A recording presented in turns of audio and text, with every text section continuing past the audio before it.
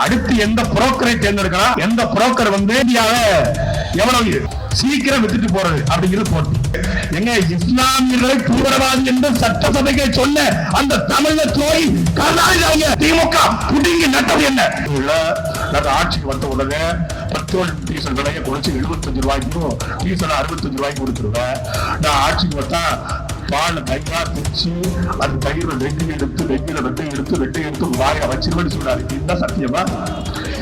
ஏங்க நான் கேட்கிறேன், முதல்ல பிரதமர் வேட்பாளரா? மீண்டும் அதே செங்கல், மீண்டும் அதே முட்டைய வச்சுட்டு என்னது ஒரு முட்டை, அது முட்டை. முட்டையும் செங்கலையும் வச்சு ப்ராப்பர்ட்டி காமெடி. இந்த மதுரை முத்துக்காரு பாருங்க, இது என்ன மான், சல்மான் அப்படின்பாரு. அது மாதிரி இந்த முட்டை இதை வச்சு ஒரு முட்டை, அது செங்கல் சைக்கோ. ஜனநாயகத்தின் மிகப்பெரிய திருவிழா நடந்து கொண்டிருக்கிறது. ஒவ்வொரு 5 ஆண்டுகளுக்கு ஒரு முறையும் நாமும் வாக்கு செலுத்தும் நம்முடைய கடமை என்று தவறாமல் வாக்கு செலுத்துகிறோம். இதுவரை 17 பாராளுமன்ற உறுப்பினர்களையும் 17 பிரதமர்களையும் இந்தியா பார்த்திருக்கிறது. 18வது பாராளுமன்ற உறுப்பினர் யார், 18வது பிரதமர் யார் என்பது போட்டி. ஆனா உண்மையிலே அதுதான் போட்டியா என்றால், அடுத்து எந்த புரோக்கரை தேர்ந்தெடுக்கலாம், எந்த புரோக்கர் இந்தியாவை எவ்வளவு சீக்கிரம் வித்துட்டு போறது அப்படிங்கிறது போட்டி. ஒரு 10 வருஷம் ஐயா மன்மோகன் சிங், அடுத்த 10 வருஷம் ஐயா நரேந்திர மோடி, மாறி மாறி ஓட்டு போட்டோம். இங்க ஒரு பெரும் கூட்டம் இருக்கு. அது மேலப்பாளையத்தில் இருக்கக்கூடிய என்னுடைய மாமன் மச்சான்கள், எங்களுடைய அத்தைமார்கள், என்னுடைய மாப்பிள்ளைமார்கள். எங்களுக்கு ஒரு உறவு பந்தம் திருநெல்வேலியில, தூத்துக்குடியில, ராமநாதபுரத்துல. இஸ்லாமியரா இருந்தா வயசு கம்மியா இருந்தா மாப்பிள்ள, வயசுக்கு முத்திருந்தா மாமன். இது மாமன் மச்சான் உறவு. அது எப்படிதான் மாமன் மச்சான் உறவுன்னா, பாகிஸ்தான் பிரிந்த பொழுது எல்லாரும் பாகிஸ்தானுக்கு போங்கன்னு சொல்றான். அது எவன் சொன்னாலும் உங்களுக்கு தெரியும்.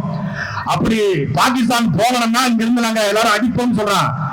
பாகிஸ்தானுக்கு என்னுடைய உறவுகள் போக வேண்டும் என்று நீங்கள் அடித்தால், என்னை தாண்டித்தான் அவரை அடிக்க முடியும் என்று இந்த மண்ணிலே முழங்கிய எங்களுடைய தாத்தா பசுமன் முத்துராமலிங்கத்தினுடைய வழிவந்த வாரிசுகள், அவர்களுக்கும் அந்த இஸ்லாமியர்களுக்குமான உறவு என்பது மாமன் மச்சான் உறவு.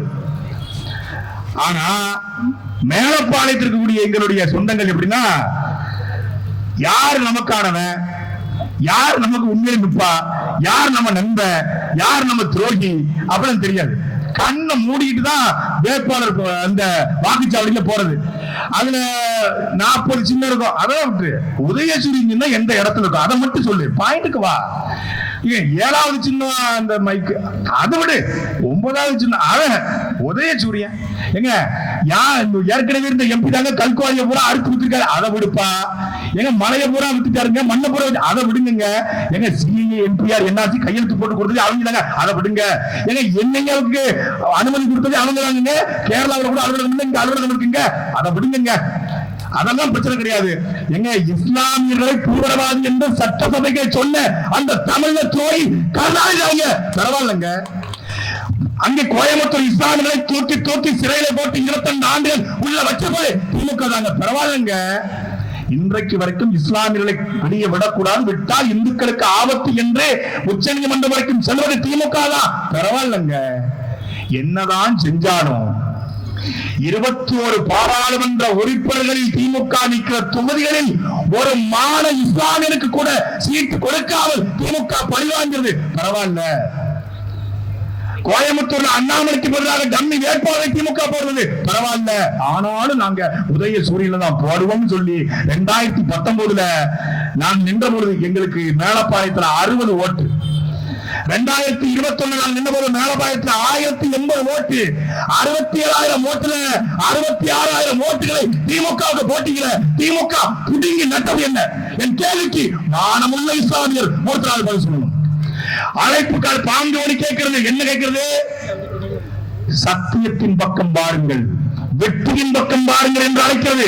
அன்பிற்குரிய மாமன் மச்சான்களே, சத்தியத்தின் பக்கம் பாருங்கள் என்று 5 பேரை பாங்கோடி கேட்கிறது. சத்தியத்தின் பக்கம் எப்போது வரப்போங்க? அந்த சத்தியம் தான் சத்தியமாக வந்திருக்கிற உங்களுடைய அன்பு மகன் சீமான், அவன் தானே சத்தியம்.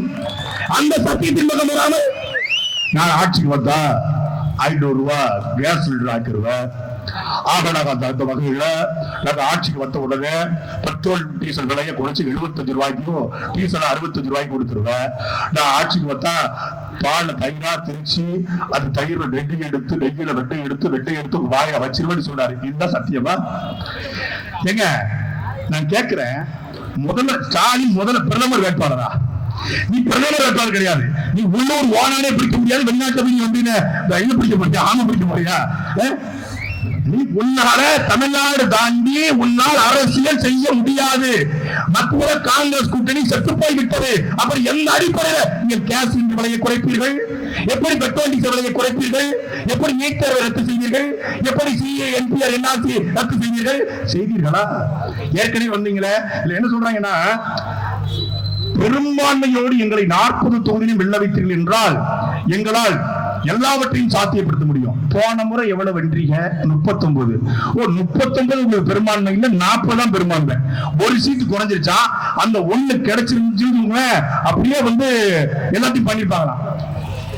மீண்டும் அதே செங்கல், மீண்டும் அதே முட்டையை வச்சுக்கிறது என்னது? ஒரு கூமுட்டை. அது கூமுட்டை. முட்டையும் செங்கலையும் வச்சு ப்ராப்பர்ட்டி காமெடி. இந்த மதுரை முத்திருக்காரு பாருங்க, இது என்ன மான், சல்மான் அப்படின்பாரு. அது மாதிரி இது முட்டை, இதை வச்சுக்க ஒரு கூமுட்டை. அது செங்கல் சைக்கோ. எய்ம்ஸ் மருத்துவமனை பாரதிய ஜனதா கட்சி கட்டவில்லை. கட்டுவதற்கு நீ எத்தனை முறை அழுத்தம் கொடுத்தாய்? ஒவ்வொரு தேர்தல் பிரச்சார மேடையிலும் நீட்டை ஒழிப்போம், நீங்கள் ரகசியம் எங்களுக்கு இருக்கிறது என்று பேசுகிற மரியாதைக்குரிய உதவி ஸ்டாலின் அவர்கள் மோடியை 3 முறை பாத்தீங்களா? மோடிக்கு போய் சொல்லிக்க வேண்டியதானே? மோடிக்கு போய் உங்களுக்கு தெம்பு இருந்தால், துணிச்சல் இருந்தால், ஆளுமை தன்மை இருந்தால் மோடியை பார்த்தபோது எதற்காக மோடி பேசல? இந்த பக்கம் ஐயா எடப்பாடி பழனிசாமி பாத்தீங்களா, மோடி கூட ஸ்டாலின் உதயநிதி ஸ்டாலின் போட்டாருன்னு அவரு காட்டுறாரு. உதயநிதி ஸ்டாலின் வந்து எடப்பாடி பழனிசாமி மோடி கூட பல்ல காட்டுறாங்க. 2 பேரும் பல்ல காட்டுறாங்களே கூடிய 2 பேரும் இந்த நாட்டு மக்களுக்கு 5 ஆண்டு காலத்தை நாங்கள் இதை செய்தோம், திமுக ஆட்சி வந்த இந்த 3 ஆண்டு காலத்தில் இதை செய்தோம் என்று சொல்வதற்கு ஒன்று இருக்கிறதா? சொல்லுங்க.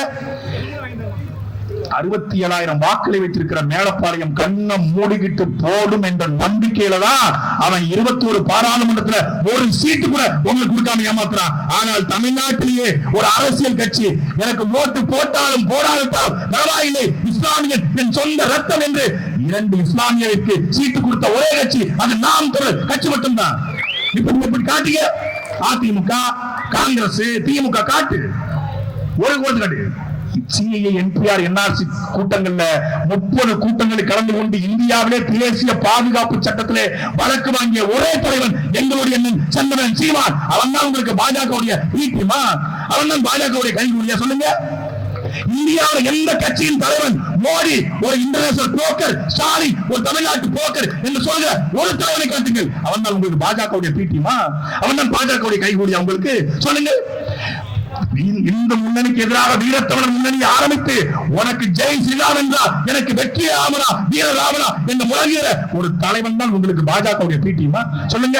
உனக்கு பிள்ளையார் என்றால் எனக்கு முருகன், உனக்கு சரஸ்வதி என்றால் எனக்கு காளி என்று கையில் எடுத்து வந்து அவன் ஜெய் ஸ்ரீராம் பாரத் மாதா கி ஜெய் என்று சொன்னால் இங்கே வெற்றிவேல் வீரவன் என்ற முழக்கத்தை வைக்கிற முட்டுக்கு முட்டு எதிர்முட்டு வைத்து நிற்கிற அந்த சீமான் தான் உங்களுக்கு பாஜக பீட்டிமா இல்ல? ஆனால் இந்த முறை அப்படி இருக்காது. மேலப்பாளையத்திற்குரிய எங்களுடைய மாமன்மார்கள் தவறளித்துக்கலாம். ஆனால் எங்களுடைய மாப்பிள்ளைமார்கள் இந்த எங்களுடைய சாரத்தை கட்டிக்கிட்டு நிக்காம மாப்பிள்ளைமாரு அத்தனை பேரும் படிச்சவன், அத்தனை பேர் இணையத்தை பயன்படுத்த அவன் மாறிவிட்டான். ஒரு அடுத்த தலைமுறை மாறி இருக்கிறது. இந்த முறை வேலப்பாளையத்துடைய வாக்கு எண்ணிக்கை வருகிறது. நாம் கட்சியுடைய மைக் சின்னத்துக்கு விழுந்திருக்கிறது வாக்கு என்பதுதான் இந்த மண்ணிலே காகிதம் எழுத்துடைய மூச்சு காற்று இன்னும் உழவிக் கொடுக்க அர்த்தம். மரியாதைக்குரிய அண்ணன் பழனிபாபா சொல்றாரு, ஜெயலலிதா நெஞ்சிலை மிதிக்கிற எதிரி, கருணாநிதி முதுகலை குத்துற துரோகி என்று. அந்த பழனி பாபாவுடைய பேச்சை கேட்பது உண்மை என்றால், அந்த பழனி பாபாவுடைய இனத்திலே நாம் பிறந்தது உண்மை என்றால், அந்த பழனி பாபாவோட வாக்குக்கு விசுவாசமாக இருக்க வேண்டும். பழனி பாபா சொன்னது போல திமுக காங்கிரஸ் களவாணி கூட்டணி மீண்டும் மேலப்பாளையம் உறவுகளை நம்பித்தான் இந்த தேர்தல் நிற்கிறான். ஆத்து மண்ண அள்ளி விட்டுட்டான், கனிம வளத்தை கொள்ளையடிச்சா, திருநெல்வேலியோட இயற்கை அழகு போயிடுச்சு. அங்கே அடைமிதிப்பான் குளம் என்ற ஒரு குளம், அங்கே 5 பேர் இறந்து கல்குவாரி மூடப்படுகிறது. 53 கல்குவாரிகளை மூடிய அந்த மாவட்ட ஆட்சியரை பதவியிட்டு நோக்கி தூரத்தில் போட்டு மீண்டும் அந்த 53 கல்குவாரி தந்துட்டான். இன்னைக்கு ஒட்டுமொத்தமான திருநெல்வேலியின் சுடுகாடாக மாறிக்கொண்டிருக்கிறது. நீ தாமிரபரணி தண்ணி, நீ குளித்த தாமிரபரணி, உன்னுடைய ஆட்சியும் உன்னுடைய மாமியும் உன்னுடைய சித்தியும் பெரியாத்தாலும் துளைச்சி விளையாடிய நீச்சல் அடித்து விளையாடிய தாமிரபரணி இன்னைக்கு பயன்படுத்த முடியாத குப்பையாக மாறிவிட்டது. 70 விழுக்காடு தாமிரபரணி செத்து போய்விட்டது. தாமிரபரணி குறித்து தமிழ்நாட்டிலே பேசுகிற ஒரே தலைவன் எங்களுடைய அண்ணன் சந்திரன் சீமான் மட்டும்தான். மற்ற எல்லாருக்கும் அவங்க ஆத்து மண்ணுதான் தெரியும். ஒரு முறை அண்ணன் சீமானோட கார்ல பயணம் பண்ணி பாரு. மற்ற தலைவர் அக்கௌண்ட்ல எவ்வளவு கிரெடிட் ஆயிருக்கு, நம்ம வேட்பாளர் எவ்வளவு பணம் கொடுத்திருக்காரு, அங்கிருந்து பணம் வந்துருச்சான்னு கேட்பான். உலகத்திலே ஒரு தலைவன் தான் இந்த மலையை எடுத்து விட்டாங்கடா, இந்த மணலை விட்டாங்க, அடிய போட்டு இந்த மரத்தை வெட்டி விட்டாங்க பாரு. நான் வெட்ட மாதிரி என்ன எப்படி அடிப்பாரு. மலைகளை பற்றி, இயற்கையை பற்றி, அடுத்த தலைமுறை பற்றி, அழிந்து கொண்டிருக்க தமிழை பற்றி கவலைப்படுகிற தலைவனை விட்டுவிட்டு நீங்கள் யாருக்கு ஓட்டுக்க போட போறீங்க?